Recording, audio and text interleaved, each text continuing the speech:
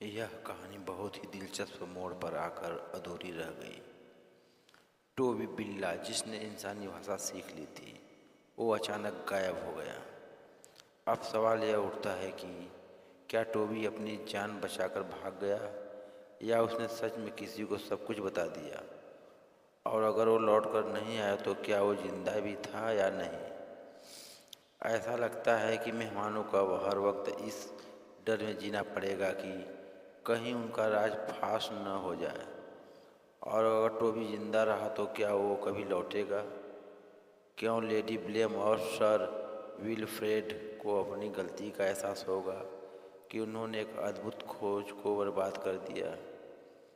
अगर यह कहानी आगे जारी रहे तो आप क्या उम्मीद करते हैं, टोबी लौटेगा या नहीं। अगली सुबह टोबी अभी नहीं लौटा था। घर के नौकरों ने पूरे घर के अंदर बाहर उसे खोजा, मगर कहीं भी उसका कोई निशान नहीं मिला। सभी मेहमानों के चेहरों पर चिंता और घबराहट थी। रात में गुस्सा और भय था, अब बेचैनी में बदल चुका था। टोबी कहीं और जाकर सब कुछ उगल न दे, यही सोचकर सबका दिमाग घूम रहा था। लेडी ब्लेम ने नौकरों को आदेश दिया कि वे पूरे इलाके में टोबी को ढूंढें। नौकर गार्डन, अस्तबल, रसोई और यहाँ तक कि पास के जंगल में भी खोजने चले गए, लेकिन टोबी का कोई सुराग नहीं मिला। तभी एक नौकर घबराया हुआ बैठक में दाखिल हुआ और कांपती आवाज में बोला, मालकिन, आपको बाहर आना चाहिए, हमने कुछ अजीब देखा। लेडी ब्लेम सर बाहर की ओर भागे। नौकर उन्हें हवेली के पीछे के बगीचे में ले गया, जहाँ घास पर किसी पंजों के गहरे निशान छोड़े थे। ये बिल्ली के ही थे, मगर इतने बड़े और भारी लग रहे थे जैसे कोई निशान करने के लिए। सर विलफ्रेड ने झुककर निशानों को ध्यान से देखा। यह टोबी के निशान लगते हैं, लेकिन ये इतने बड़े कैसे हो सकते हैं। तभी हवेली के पीछे वाले दरवाजे से एक काला साया अंदर आता दिखा। सभी की नजरें उस पर टिक गई।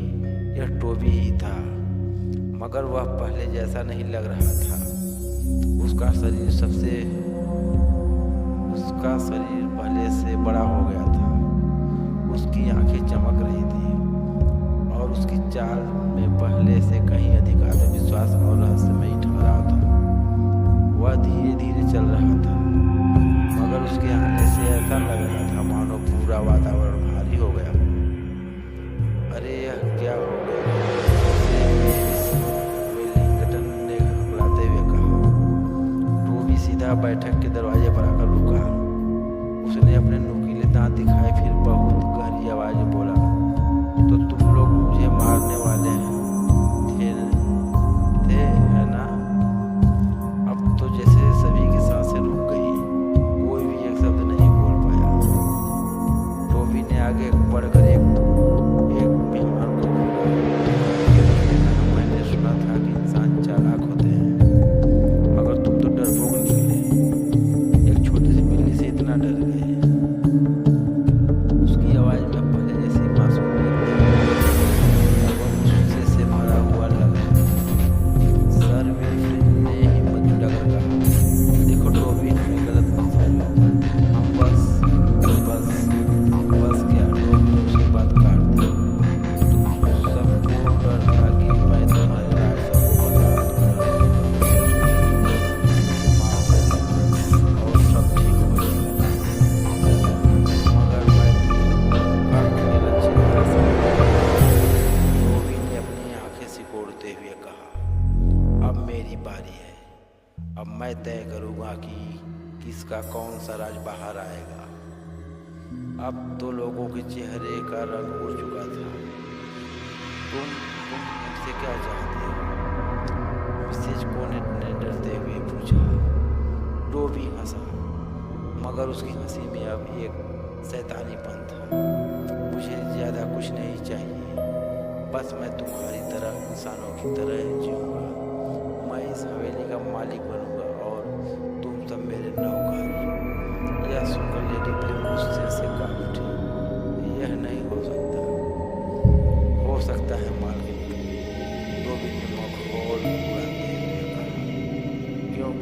अब से मैं तय करूँगा कि किसकी ज़िंदगी कैसी होगी। अगर किसी ने मेरे खिलाफ कुछ भी किया तो अगले ही दिन पूरे शहर को उनके गहरे राज पता चल जाएंगे। सभी को एहसास हो चुका था उन्होंने जो गलती की उसका अंजाम कितना भयानक हो सकता है। टोबी की इस धमकी के बाद पूरा माहौल बदल चुका था।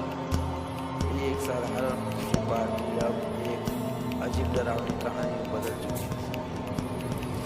अब सवाल यह था कि क्या मेहमान टोबी के नियम मानेंगे, क्या इस बोलने वाली बिल्ली के गुलाम बन जाएंगे, या फिर वे मिलकर कोई और योजना बनाएंगे। और सबसे बड़ा सवाल, टोबी के साथ रात में आखिर क्या हुआ। उसकी आंखों में वह सब अजीब चमक क्यों थी। क्या अब वो सिर्फ एक बिल्ला था, कुछ और बन चुका था।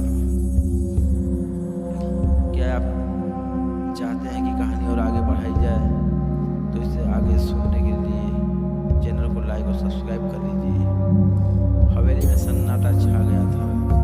टोबी अब किसी और आम बिल्ली जैसा नहीं रहा। उसके शब्दों में जो अधिकार झलक रहा था वह किसी इंसानी से भी सर विल्फ्रेड और बाकी मेहमान अब तक इस सदमे से बाहर नहीं आ पाए थे। आखिर एक साधारण सी बिल्ली कैसे इतनी ताकतवर हो गई। रात हो चुकी थी। हवेली के अंदर सब डरे सहमे बैठे थे। कोई नहीं जानता था कि आगे क्या होगा। टोबी हवेली के सबसे आलीशान कमरे में बैठा था। वही कमरा जो पहले से मुझे भूख लगी है, टोबी ने आदेश दिया। नौकर घबराते हुए बढ़े और बढ़िया खाने की थाल उसके सामने रखी। टोबी ने उसे देखा। अब तुम सब समझदार हो गए हो। सर विल्फ्रेड का गुस्से से खून खौल रहा था, मगर वह कुछ नहीं कर सकता था। रात के बीच अचानक हवेली की बिल्ली चमकने लगी।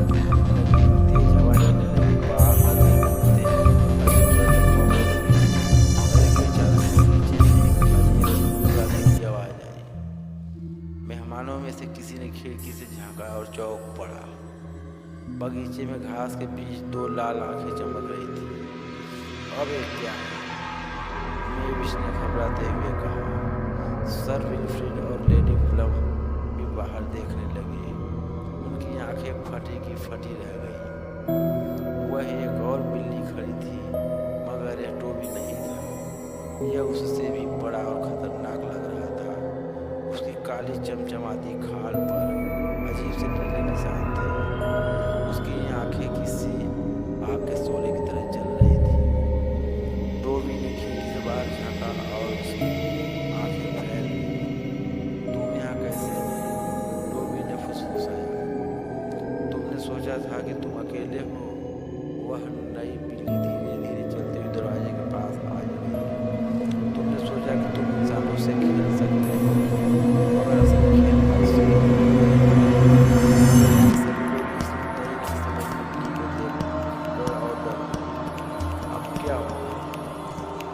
प्लम ने कांपती आवाज में कहा।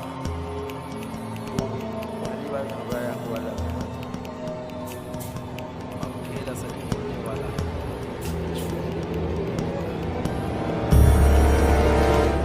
ताकत किसके पास है? आगे क्या होगा? क्या टोबी इस नई बिल्ली से टकराएगा या फिर एक नया रहस्य खुलेगा? हवेली के मेहमानों की सांसें अटक गई थी। रहस्यमय बिल्ली धीरे धीरे आगे बढ़ रही थी। उसकी आंखों में एक अजीब सी चमक थी, जैसे वह टोबी की हर चाल को पहले से जानती हो।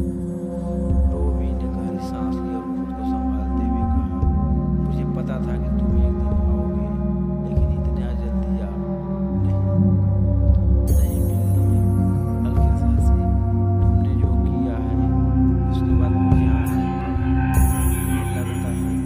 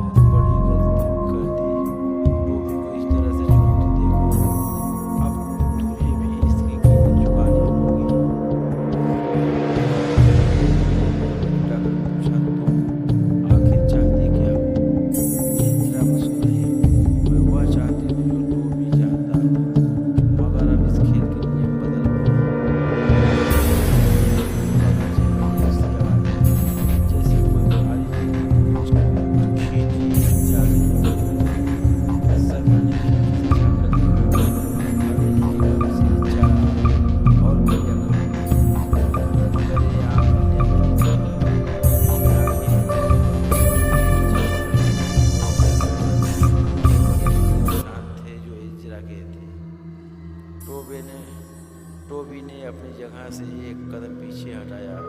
यह देखकर इजरा हंस पड़ी। क्या हुआ टोबी, डर लग रहा है? टोबी ने मुस्कुराते हुए कहा, मैं तुमसे नहीं डरता। तो फिर लड़ो मुझसे, इजरा ने चुनौती दी। अचानक